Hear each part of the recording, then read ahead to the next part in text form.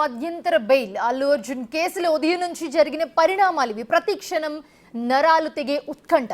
అదుపులోకి తీసుకున్నారా, అరెస్ట్ చేశారా అనేది తొలుత టెన్షన్ రాజేసింది. అరెస్ట్ కన్ఫర్మ్ అయ్యాక వాట్ నెక్స్ట్ అనే ఉత్కంఠ. సీన్ నాంపల్లి కోర్టుకు చేరాక అల్లు అర్జున్ కు జైలా బెయిలా అనే చర్చ. ఇరు వర్గాల వాదనల తర్వాత న్యాయమూర్తి 14 రోజులు రిమాండ్ విధించారు. మరోవైపు హైకోర్టులో మధ్యంతర బెయిల్ పై వాదనలు కొనసాగాయి.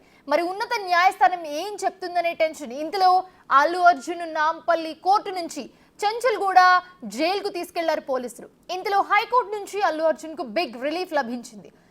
మధ్యంతర బెయిల్ ఇచ్చింది ఉన్నత న్యాయస్థానం.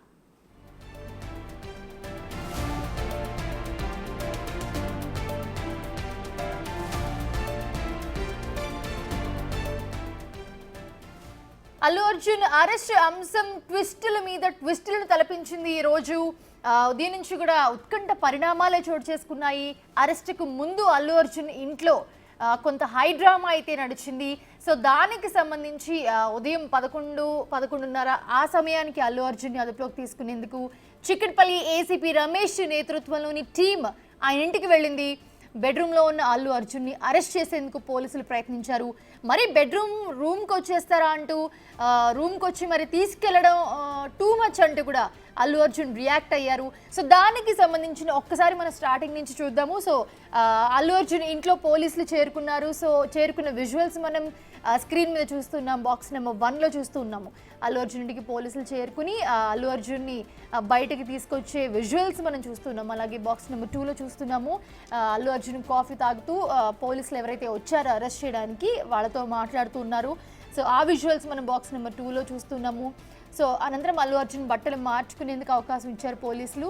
సో ఆయన డ్రెస్ చేంజ్ చేసుకుని వచ్చారు. సో తర్వాత బాక్స్ నెంబర్ 3లో చూస్తున్నాము. భార్యని ముద్దాడి, భార్యతో మాట్లాడి, అక్కడ ఉన్న వాళ్ళందరితో మాట్లాడి సో ఆయన జీప్ ఎక్కి పోలీసులతో పాటు వెళ్ళిన సిచ్యువేషన్ మనం చూస్తున్నాం బాక్స్ నెంబర్ 3లో. సో అలాగే బాక్స్ నెంబర్ 4లో ఆయన వెంటనే కూడా ఇదంతా back to back minute to minute జరుగుతూనే ఉంది. ఎక్కడా మనకి గ్యాప్ లేకుండా.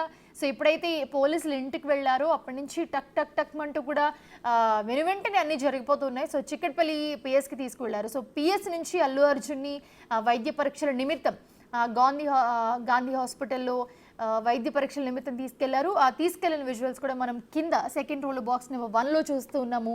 సో అల్లు అర్జున్ హాస్పిటల్కి తీసుకెళ్లి అక్కడ వైద్య పరీక్షలు నిర్వహించారు. సో అక్కడ కొంచెం సమయం పట్టింది. ఆల్మోస్ట్ 3:34 మధ్యలో 3:30 మధ్యలో. సో దాని తర్వాత అక్కడి నుంచి మళ్ళీ వెంటనే ఫాస్ట్గా ఆయన నాంపల్లి కోర్టు వద్దకు తీసుకెళ్లారు. సో కోర్టు నుంచి మళ్ళీ కోర్టు ఆయనకి 14 రోజుల రిమాండ్ విధించింది. మళ్ళీ నాంపల్లి కోర్టు నుంచి చెంచల్గూడ జైలుకి తరలించారు. సో జైలుకి తరలిస్తూ ఉన్నప్పుడు ఆ పరిస్థితులు మనం కూడా చూస్తూ ఉన్నాము. సో ఎంత ఫాస్ట్గా, ఎంత అంటే పక్కా పగడ్బందీ ప్లాన్తో టక్ టక్ అంటూ సో అల్లు అర్జున్ ఇంటి దగ్గర పోలీసులు వెళ్ళినప్పటి నుంచి కూడా మళ్ళీ చెంచల్గూడ జైలుకి వెళ్ళేంత వరకు కూడా ఒక ఉద్రిక్తభరితమైన వాతావరణమే మనం ఉదయం నుంచి ఆల్మోస్ట్ చూస్తూ ఉన్నాము.